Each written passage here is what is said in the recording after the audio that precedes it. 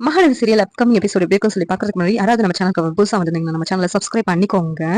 இங்க காவேரி விஜய் பார்க்கறதுக்கு வர்றாங்க. ஒருத்தர் மாத்தி அழுதுகிட்டே இருக்கிறாங்க. காவேரி அழாத காவேரி அப்படின்னு சொல்றாங்க. இந்த நிலைமையில உங்களை என்னால பார்க்க முடியலங்க, எனக்கு எவ்வளவு கஷ்டமா இருக்குன்னு தெரியுமா அப்படின்னு சொல்லிட்டு ரொம்ப அழுகுறாங்க. காவேரி அழாத, நீ இப்ப வீட்டுக்கு கிளம்பு, இங்க எதுக்கு வந்த தனியா அப்படின்னு சொல்றாங்க விஜய்.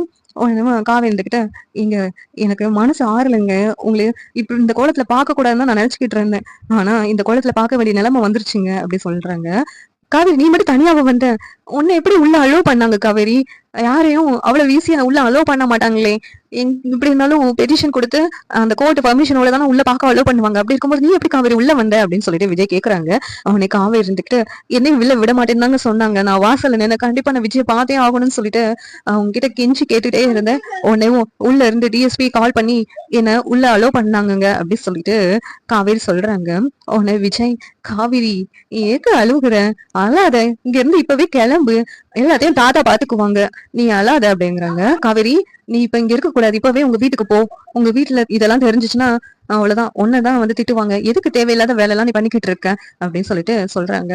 யார் என்ன சொன்னாலும் எனக்கு கவலையவே இல்லைங்க, எனக்கு நீங்க தான் முக்கியம், நீங்க எப்படியாவது வெளியில வரணும், அதுதான் எனக்கு முக்கியம் அப்படின்னு சொல்லிட்டு காவேரி சொல்லிக்கிட்டு இருக்காங்க. அப்போ வந்துட்டு போலீஸ் வந்துட்டு, மா வெளியில போங்கம்மா, அவ்வளவுதான் டைம் முடிஞ்சு அப்படி சொல்றாங்க. உடனே காவேரி விஜய் பிரிய மனசு இல்லாம அங்க இருந்து கிளம்பி வந்துட்டு காவேரி அங்கவே வெளியில வாசல்ல உட்காந்துருக்காங்க. உட்காந்துட்டு இங்க இடத்த விட்டு நகர மாட்டேன்னு சொல்லிட்டு போராட்டம் பண்றாங்க. என்ன இப்படி பண்ணிக்கிட்டு இருக்கீங்கம்மா, இந்த இடத்த விட்டு கிளம்பி போங்கம்மா அப்படி சொல்லிட்டு போலீஸ் சொல்லிக்கிட்டு இருக்காங்க. ஆனா காவேரி அங்க இருந்து கிளம்பாம அங்கேயே உட்காந்துருக்காங்க. இப்பவே விஜய்க்கு நியாயம் கிடைக்கணும், விஜய் மேல எந்த தப்புமே இல்ல, அப்படி இருக்கும்போது விஜய் நீங்க அரெஸ்ட் பண்ணிருக்கீங்க, விஜய் வெளியில விடுங்க, அப்பதான் நான் இங்க இருந்து போவேன் அப்படி சொல்லிட்டு காவேரி வந்து சொல்லிக்கிட்டு இருக்காங்க. உடனே போலீஸ் அங்க வந்துட்டு, அம்மா எதுவா இருந்தாலும் கோர்ட்ல பேசிக்கோங்கம்மா, இப்ப கிளம்புங்கம்மா, இங்க எதுக்குமா நீங்க உட்காந்துருந்தீங்கன்னா இங்க கூட்டம் வந்துரும், ஒழுங்கா கிளம்புங்க அப்படின்னு சொல்லிட்டு சத்தம் போடுறாங்க. இல்ல நான் கிளம்பவே மாட்டேன் அப்படின்னு சொல்றாங்க. அம்மா போலீஸ் வச்சு அடிச்சு பிறகு அனுப்ப விடுத்திருக்கோம் அப்படிங்கிறாங்க. உடனே அந்த இடத்துக்கு பிரஸ் எல்லாம் வந்துடுறாங்க. காவேரி உட்கார்ந்து இருக்கறதுனால அந்த இடத்துக்கு வந்துட்டு, என்ன என்ன மேடம், என்ன பிரச்சனை, நீங்க எதுக்கு இங்க இருக்கீங்க?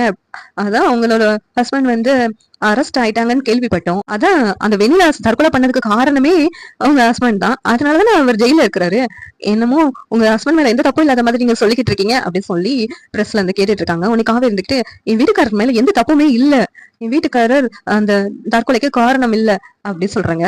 அப்படியா, அது தற்கொலையே இல்ல, என்ன மேடம் தற்கொலையே இல்லைன்னு சொல்றீங்க?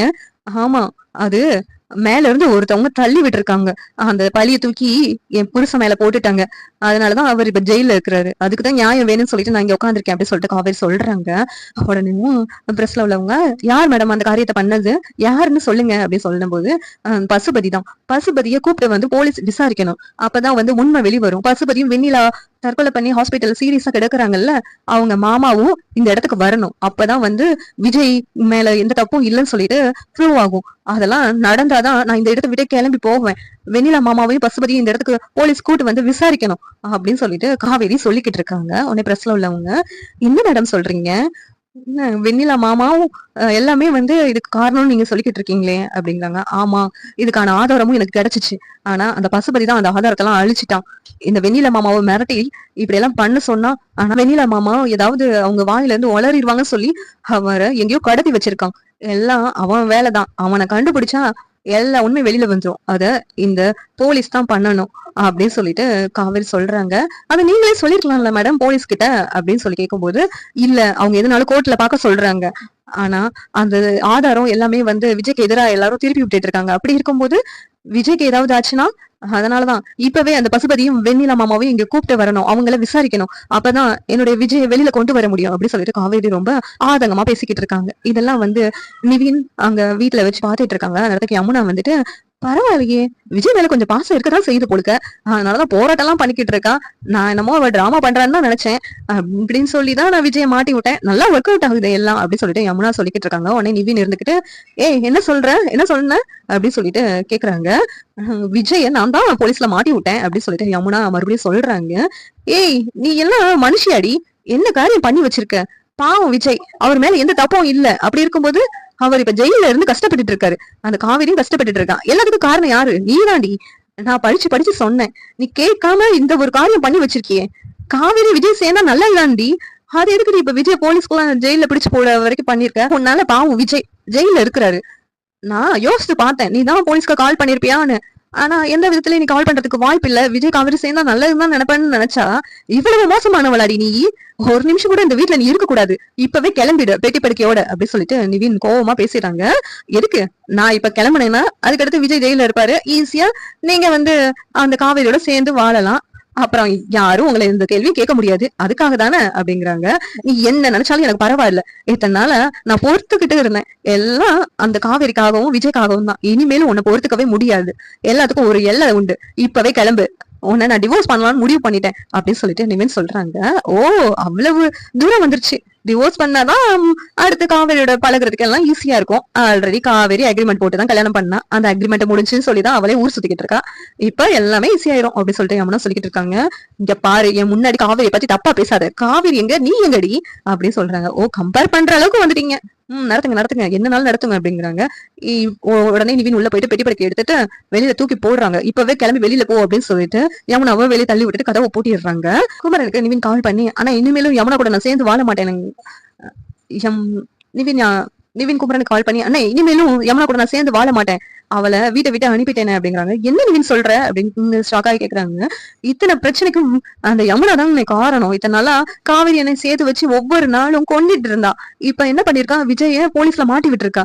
இவ்வளவு பெரிய காரியம் பண்ணிருக்கா. இனிமேல அவ கூட நான் சேர்ந்து வாழணுமானே, என்னால முடியாது அப்படின்னு சொல்லிட்டு நிவின் சொல்றாங்க. உடனே குமரன் வந்துட்டு, யமுனாவா இப்படி பண்ணது அப்படிங்கிறாங்க. அது பண்ணதும் இல்லாம ரொம்ப திமிரா வேற பேசுறானே அப்படின்னு சொல்லிட்டு நிவின் சொல்லிக்கிட்டு இருக்காங்க. உடனே குமரனுக்கு என்ன பேசுனே தெரியல. நிவின் அண்ணே இப்ப கிளம்பி வா, காவேரி ஸ்டேஷன்ல நின்னு பிரஸ்ல எல்லாம் பேசிக்கிட்டு இருக்கா, நம்ம அங்க காவேரிக்கு சப்போர்ட்டா இருக்கணும் அப்படிங்கிறாங்க. இங்க வீட்லயும் நியூஸ்ல எல்லாரும் பாத்துக்கிட்டு இருக்காங்க. காவேரி அங்க ஸ்டேஷனுக்கு முன்னாடி நின்னு பேசுறத. கங்கா கிட்ட, என்னடி இவ எப்படி போனா, நீ எங்கேயோ வேற எங்கேயோ போனன்னு சொன்ன, இவ என்ன போலீஸ் ஸ்டேஷன் முன்னாடி ஜெயிலுக்கு முன்னாடி நின்னுட்டு இருக்கா, என்னடி நடக்குதுங்க அப்படிங்கிறாங்க. உடனே கங்கா இருந்துகிட்டு, அம்மா விஜயோட சேர்ந்து வாழ்றதுக்கு தான் காவேரி இஷ்டப்படுறா. அவளை இனிமேலும் நம்ம பிரிச்சு வைக்க வேண்டாமாமா, அவ பாவமா அப்படி சொல்றாங்க. அதுவும் இல்லாம இந்த யமுனா இருக்கா பாத்தீங்களாமா, அவ என்ன வேலை பண்ணிருக்கா. அவதாம விஜய் இருக்கிற இடத்த கண்டுபிடிச்சு போலீஸ்லயே மாட்டி விட்டுருக்கா. எல்லாத்துக்கும் காரணம் அந்த யமுனா தான் அப்படின்னு சொல்லிட்டு கங்கா சொல்லிக்கிட்டு இருக்காங்க. அந்த நேரத்துல யமுனா வீட்டுக்குள்ள வர்றாங்க பேட்டி படுக்கையோட. என்னடி பெட்டி படுக்கையோட இங்க வந்துட்ட அப்படிங்கிறாங்க. உன் பொண்ணு ஒருத்தி இருக்கிறாளே, அவளால நான் எப்படி வாழ்க்கையில நிம்மதியா இருக்க முடியும், அவதான் இதுக்கெல்லாம் காரணம் அப்படின்னு சொல்லிக்கிட்டு இருக்காங்க. கங்கா இருந்துகிட்டு, காவிரி பத்தி இனிமேல் ஏதாவது பேசுன பாத்துக்கோ அப்படின்னு சொல்லி அவ சொல்லிட்டு இருக்காங்க. என்னடி இங்க நடந்துகிட்டு இருக்கு சொல்லுங்கடி அப்படின்னு சொல்லிட்டு சாரதா செம கோவமா சொல்றாங்க. அம்மா, இவ இருக்காளே, இவதான் நிவினையும் காவேரியும் சேர்த்து வச்சு தப்பா பேசிக்கிட்டு இருக்காமா. அத காவேரி கிட்டே பேசுறாமா. விஜயோட தான் காவேரி சேர்ந்து வாழணும்னு விருப்பப்படுறா. இவ வாய் கூசாம நிவினோட ஊர் சுத்துறா அப்படின்னு பேசிக்கிட்டு இருக்காமா அப்படிங்கிறாங்க. சாரதா இருந்துட்டு, ஏய் நீ முதல்ல இந்த வீட்டை விட்டு கிளம்பி போ. இங்க ஒரு நிமிஷம் கூட நீ இருக்க கூடாதுடி. இந்த வீட்டுல உனக்கு இடம் இல்ல. இவ்வளவு தூரம் நீ மோசமா கூட பிறந்தவளே பேசுறானா, நீ எப்படிப்பட்டவளா இருப்ப, கிளம்பி போடி அப்படின்னு சொல்லிட்டு யமுனாவை வீட்டை விட்டு அனுப்பிடுறாங்க. இங்க நிவின் குமரனும் காவேரிக்கு சப்போர்ட்டா பிரஸ் கிட்ட பேசுறதுக்கு வர்றாங்க. இந்த சீரியல் எப்படி நல்லா இருக்கும் நீங்க நினைக்கிறீங்கன்னு கமெண்ட் பண்ணுங்க. இந்த வீடியோ பிடிச்சிருந்தா லைக் பண்ணுங்க, ஷேர் பண்ணுங்க, சப்ஸ்கிரைப் பண்ணுங்க. தேங்க்யூ.